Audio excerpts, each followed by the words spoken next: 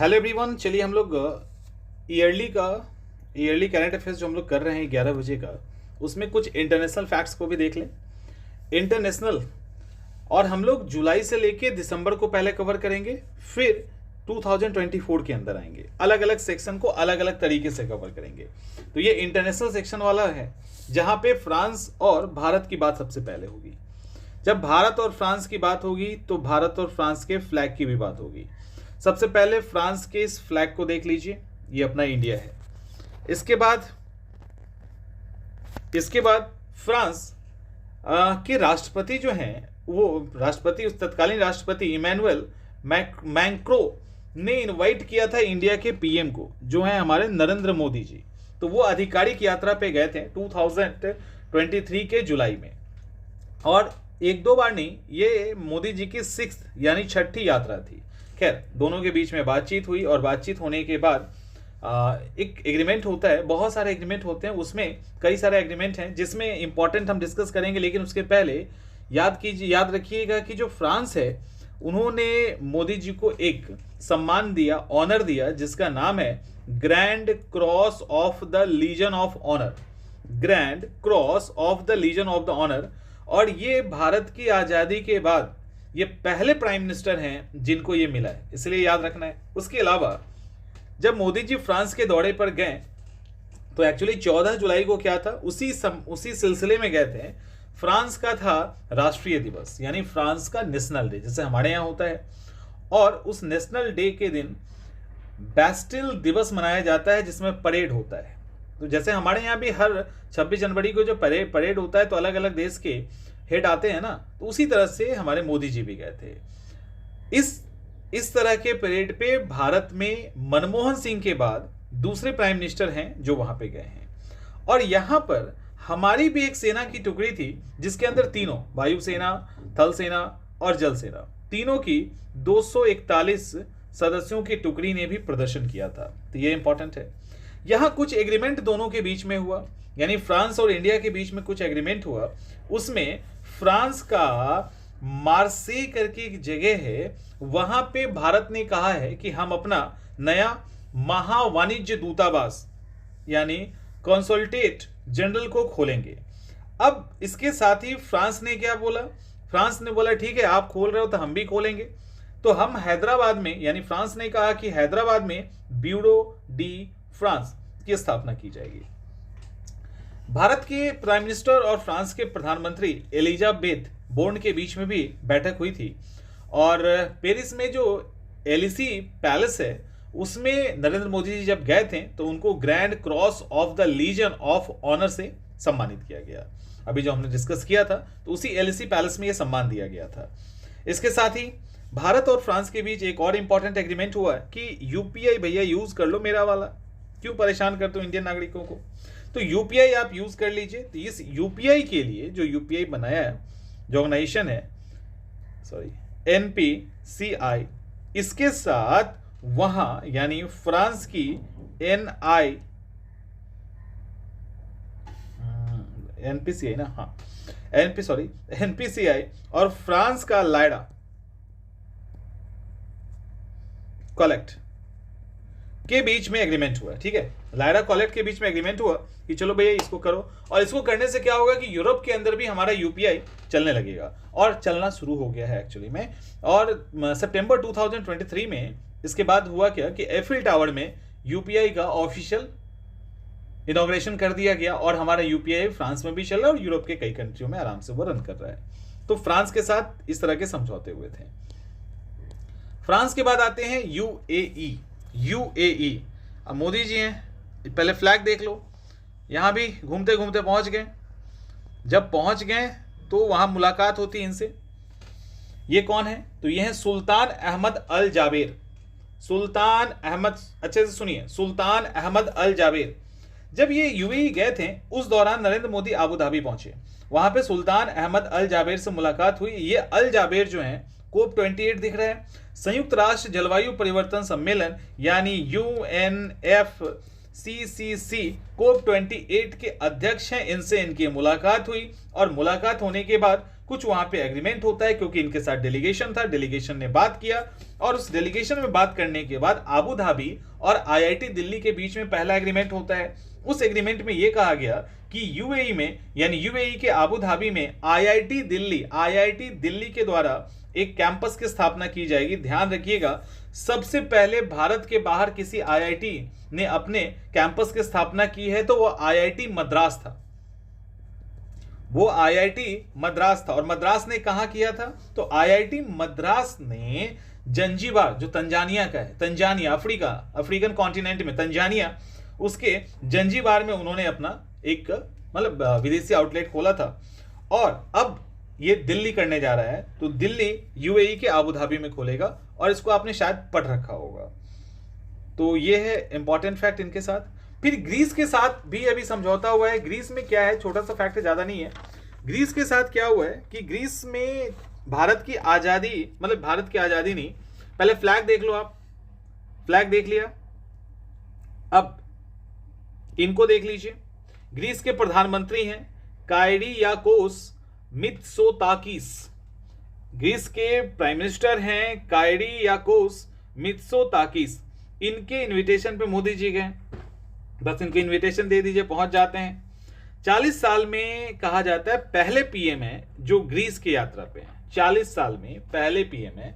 इसके पहले 1983 में इंदिरा गांधी जी गई थी। इनके बीच में भी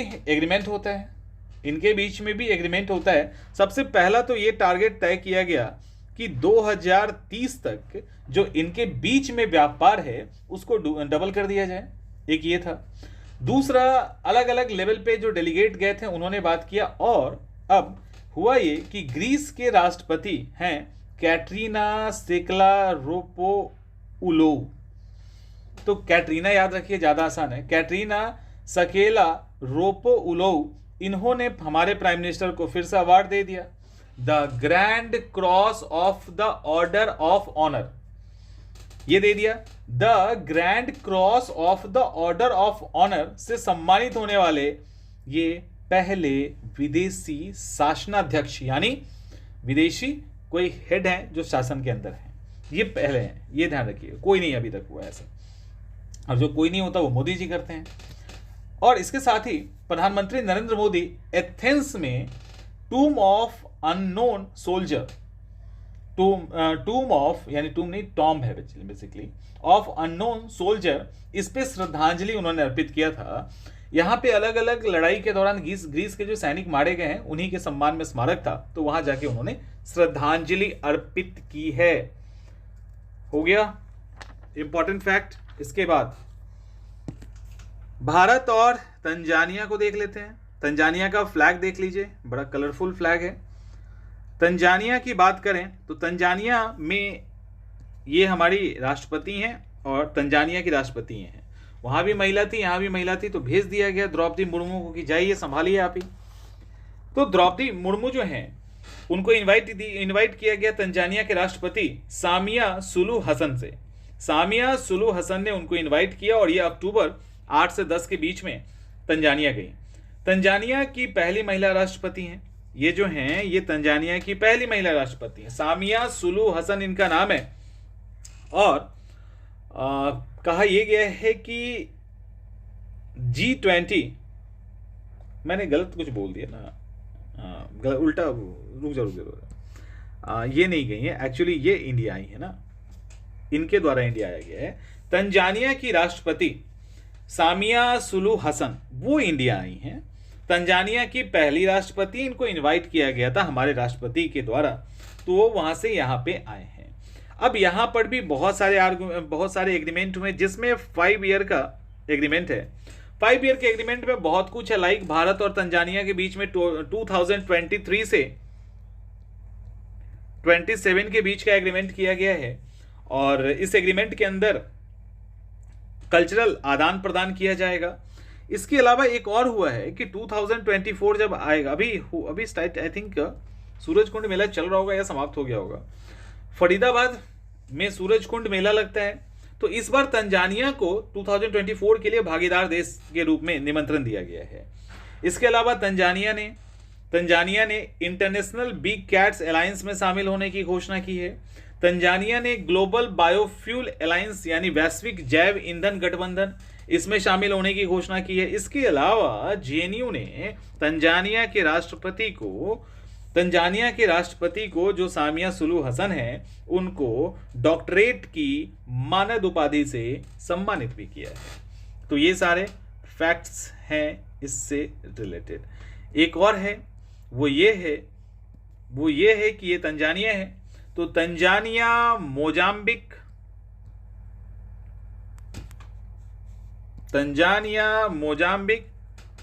ठीक है, और इंडिया, इनके बीच में त्रिपक्षीय समुद्र अभ्यास की जो एग्रीमेंट की गई थी वो तंजानिया में अक्टूबर 2022 में आयोजित भी हुआ था। तो ये सारे इनसे रिलेटेड फैक्ट्स है। अब आते हैं केनिया की तरफ। ये केनिया क्या है? केनिया में देखो, ये केनिया के अभी राष्ट्रपति हैं, एकदम सॉलिड हट्टे कट्टे, और केनिया का ये फ्लैग है, ये राष्ट्रपति हैं। ये इंडिया घूमने आए हैं, ये भाई साहब अभी इंडिया घूमने आए हैं, ठीक है, इंडिया घूमने आए हैं। इनका नाम है, जो राष्ट्रपति हैं इनका नाम है विलियम समोई रूटो, और राष्ट्रपति बनने के बाद पहली यात्रा है इनकी भारत की। यहाँ पे फैक्ट ये है कि जब यहाँ पे आए तो जिस तरह से तंजानिया ने ग्लोबल बायोफ्यूल्स अलायंस में शामिल होने की बात की, केनिया ने भी कर दिया कि भैया हम भी हो जाएंगे ग्लोबल बायोफ्यूल्स अलायंस में। इंटरनेशनल सोलर अलायंस में भी हम शामिल हो जाएंगे, दोनों में शामिल होने की बात की, और लगभग 5 समझौते पे हस्ताक्षर किया गया है भारत और केनिया के बीच में। उसमें पहला तो यह है कि भारत इनको $250 मिलियन लोन देने वाला है। किसके लिए? एग्रीकल्चर के मॉडर्नाइजेशन के लिए। दूसरा है खेल के लिए भी समझौता हुआ है। कल्चरल आदान प्रदान 2023 से 27 के बीच में होगा। इसके अलावा जो हमारा BIS है, भारत स्टैंडर्ड, ठीक है, BIS है भारत स्टैंडर्ड ब्यूरो, तो वो और केनियाई स्टैंडर्ड ब्यूरो, उनके बीच में समझौता हुआ है। इग्नू, जो हमारे इग्नू है, इंदिरा गांधी राष्ट्रीय मुक्त विश्वविद्यालय, और वहां का केनिया मुक्त विश्वविद्यालय DUK, उनके बीच में एग्रीमेंट हुआ है। तो ऐसे करके 5 अलग अलग समझौते किए गए हैं। और ये फैक्ट्स अभी इंडिया एंड केनिया के बीच का था। तो इंडिया केनिया हो गया, तंजानिया हो गया, UAE हो गई, मिस्र हो गया, फ्रांस हो गया, तो ये सारे, ग्रीस हो गया। तो ये सारा जो फैक्ट है वो जुलाई के पहले के इंपॉर्टेंट फैक्ट्स थे, तो हम लोग आज डिस्कस कर लिए हैं। अभी ये सीरीज कंटिन्यू रहेगी, आपके सारे फैक्ट्स को यहाँ पे हम लोग कवर करेंगे।